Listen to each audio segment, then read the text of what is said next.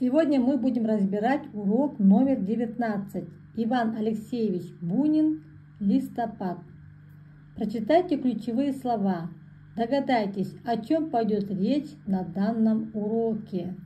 Лес, листопад, лиловый, золотой, багряный, паутина, тишина. Осы сөздерді оқып, сабақта не туралы айтатынымызды болжа дейді.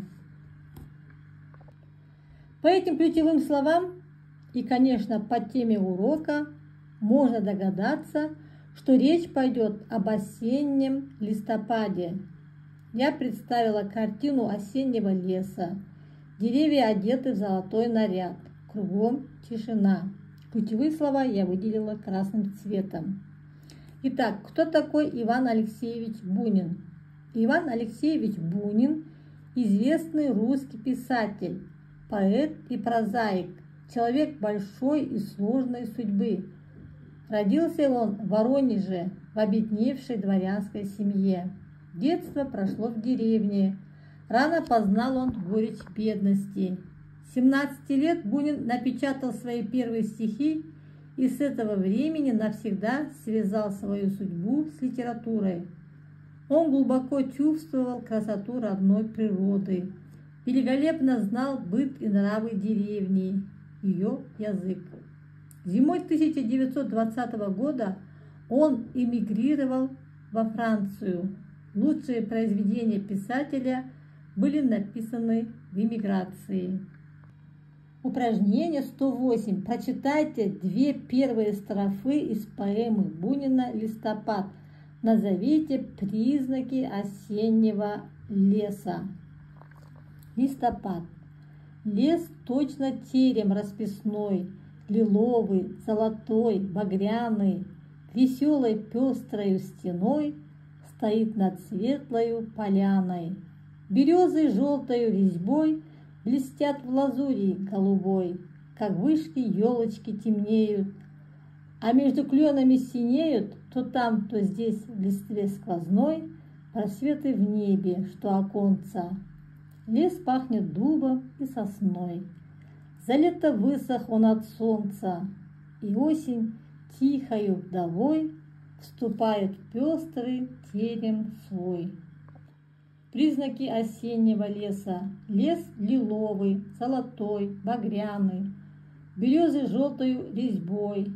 Лес за лето высох, осень вступает в свой терем. Упражнение 109. Ответьте на вопросы. Почему лес расписной? Кто его расписывал?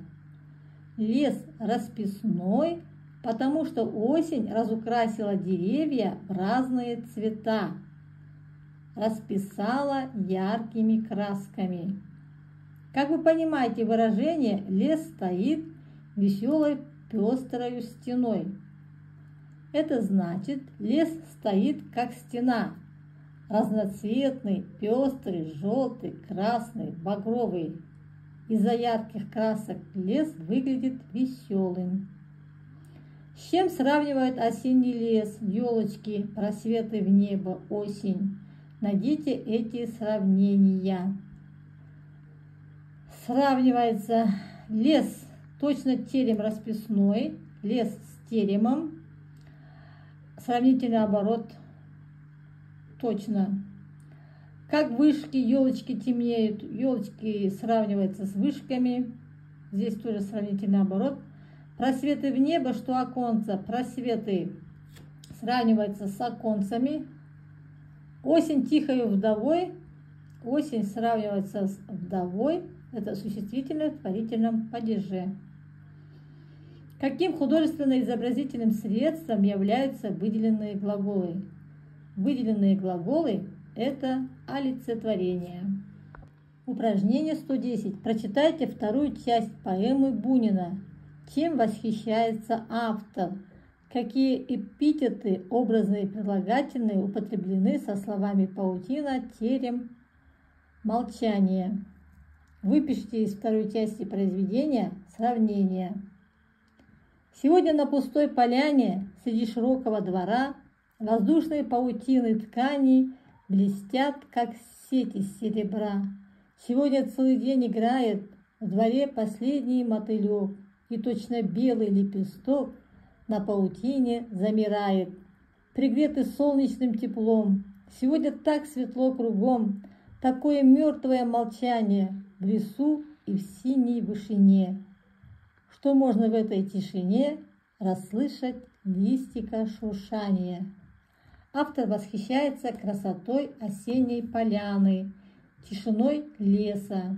Эпитеты: воздушной паутиной, терем расписной, мертвое молчание. Сравнение. Паутины ткани блестят, как сеть из серебра. Мотылек точно белый лепесток.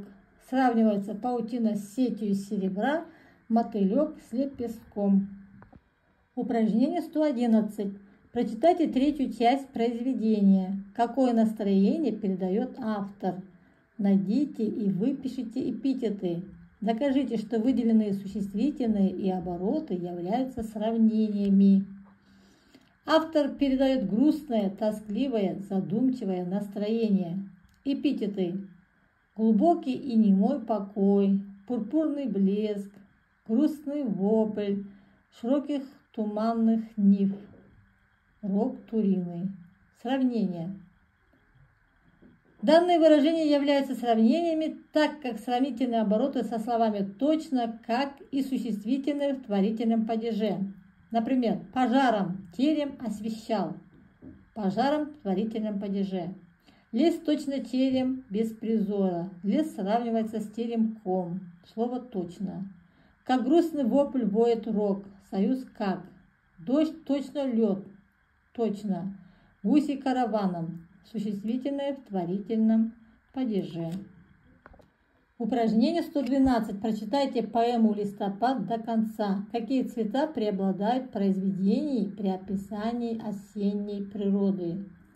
Преобладают цвета: лиловый, золотой, багряный, пестрый, синий, терем расписной, веселою пестрою стеной, желтою резьбой, белый лепесток, пурпурный блеск, прозрачный дым, белым светом, зеленым огнем.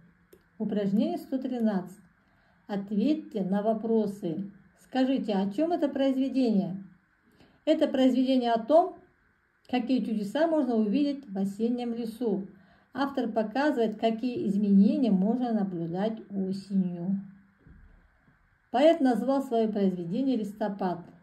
Определено ли в этом названии основное содержание, то есть основная тема поэмы? Выскажите свое мнение. Листопад – это опадение листьев у деревьев, происходит осенью. С одной стороны, это красиво, когда лес стоит, как расписной терем. Но с другой стороны, в названии автор передает и грустные нотки, ведь после листопада деревья останутся стоять голыми и наступит зима. Думаю, что автор передал тему в данном названии. Третье задание. Подберите свое заглавие к этому произведению. Осенний лес. Четвертый вопрос. Какое из следующих заглавий более точно раскроет тему? И предлагаются такие заглавия: осень, осенние картины, осенний день, осенний пейзаж, звуки осени, краски осени, осеннее настроение. Какие из них раскрывают тему осени широко, а какие изображают только отдельные конкретные детали? Думаю, такие названия, как осенний день или осенний пейзаж, осенние картины более узки тематически, указывают на фрагмент осени, какие-то отдельные детали, только какой-то один день или только пейзаж. А вот название «Звуки осени» и особенно «Осеннее настроение» более широко раскрывает тему осени. Упражнение 114. Литературный диктант. В поэме «Листопад» рассказывается об осеннем лесе, который поражает разнообразием осенних красок. Основную мысль можно сформулировать так. В природе происходит смена времен года. От этого никуда не деться, но каждый период природы прекрасен по-своему. Ключевые слова: лес лиловый, золотой, багряный, мертвое молчание, глубокий немой покой, туманная высота, предвестник долгого ненастья. Поэму можно озаглавить так: осеннее настроение, осенний лес. В поэме утверждается мысль о том, что не стоит грустить и унывать. В каждом времени года есть что-то свое прекрасное. Упражнение 115. Составьте синквейн к слову поэма. Поэма интересная, лирическая, рассказывает, показывает, повествует. Мы на уроке читали поэму Пушкина. Произведение. УС-1. Подготовьте выразительное чтение произведения Бунина «Листопад» или выучите наизусть понравившийся отрывок из него. «Листопад» шығармасын мәнерлеп оқы, немесе жаттап ал дейді. УС-2. Напишите эссе по Рафт от своего имени на тему «Любите природу». Рафт – это Р – роль, А – аудитория, Ф – форма, Т – тема. УС-2. Эссе на тему «Любите природу».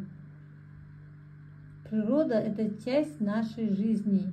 Все, что нас окружает – лес, река, озера, горы, животные – это природа.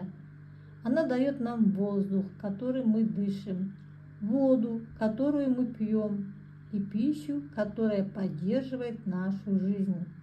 Очень важно понимать, как значима природа.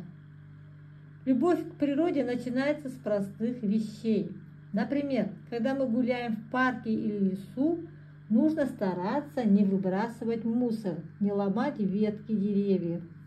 Это поможет сохранить чистоту и красоту окружающего мира. Берегите растения и животных.